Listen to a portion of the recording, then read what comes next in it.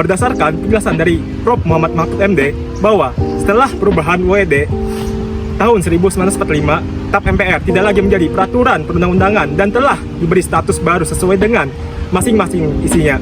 Dengan demikian, untuk selanjutnya tidak boleh lagi ada TAP MPR yang bersifat mengatur sebagai peraturan perundang-undangan.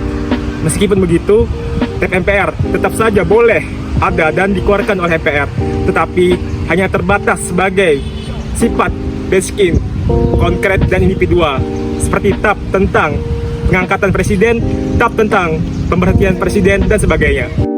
DPR adalah lembaga hukum yang menjadi perwakilan rakyat di Indonesia. DPR memiliki beberapa peran dalam pemerintahan, di antaranya berperan dalam pembuatan undang-undang, pengawasan pemerintah, serta mewakili suara rakyat.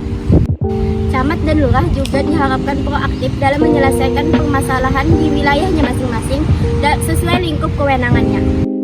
Produk kebijakan menteri yang pertama adalah peraturan menteri sebagai peraturan perundang-undangan.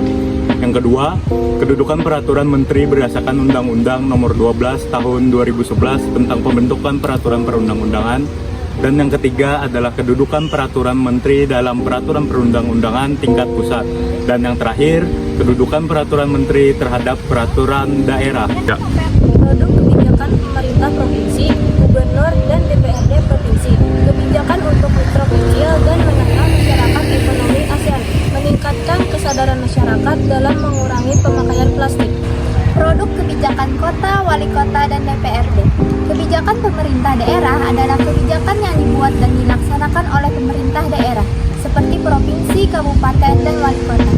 Kebijakan ini dibuat untuk memenuhi kebutuhan masyarakat di wilayah tersebut dan bertujuan untuk meningkatkan kesejahteraan masyarakat. Umumnya, kebijakan pemerintah daerah mencakup beberapa hal, yaitu meningkatkan pendidikan, meningkatkan pelayanan kesehatan, memperdaya masyarakat. Dan DPRD mempunyai kedudukan sebagai wakil rakyat dan sebagai unsur penyelenggara pemerintah daerah. Camat dan lurah juga sebagai pelayanan publik seperti pembuatan IKTP, sertifikat tanah, dan lain-lain.